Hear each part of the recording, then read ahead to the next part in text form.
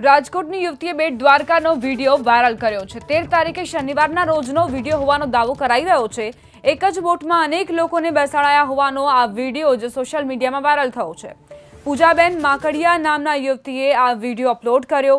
વિડીયોમાં લખ્યું, દુર્ઘટના બને તો તેના માટે જવાબદાર કોણ?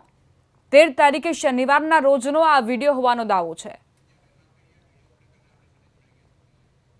અમારી સાથે વિડીયો અપલોડ કરનાર પૂજાબેન માકડિયા જોડાઈ ગયા છે। પૂજાબેન, આ જે વિડીયો બનાવ્યો આપે એ બેટ દ્વારકાનો વિડીયો છે અને આપને ત્યારે શું પરિસ્થિતિ દેખાઈ? જી, બેટ દ્વારકાનો વિડીયો છે આ, જી। અને અમે 13 તારીખે ગયા હતા ત્યારે, અને રિટર્ન થતા હતા ત્યારનો વિડીયો છે।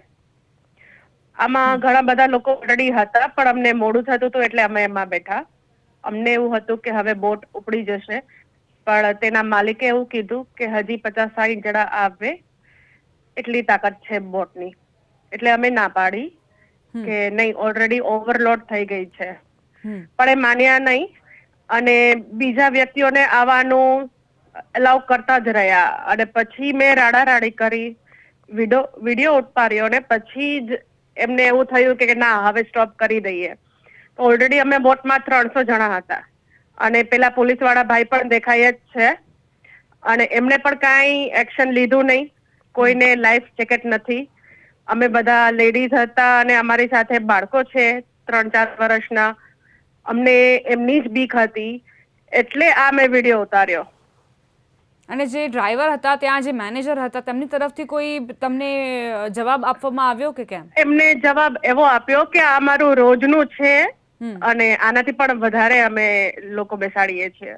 તો મેં કીધું, જગ્યા ઉભા રહેવાની પણ નથી, તો તમે આટલા બધા જણા કેમ લ્યો છો? એકચ્યુઅલ રીઝન એ છે કે જ્યારે ટિકિટ લેવામાં આવે છે તો કોઈ બોટ નંબર કે એવું કઈ હોતું નથી, એટલે જે બોટમાં બેઠા છે એમની પાસેથી ટિકિટ લઈ લે અને એટલી ટિકિટ એ લોકો જમા કરે એટલે એ લોકોને પૈસા મળી જાય, એટલે એ લોકો વધુ ને વધુ લોકોને બેસાડે છે વિધાઉટ લાઈફ જેકેટ।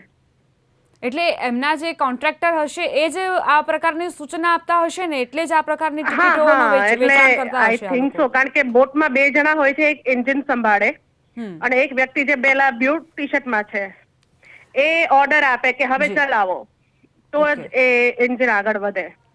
આભાર પૂજાબેન અમારી સાથે વાતચીત માટે।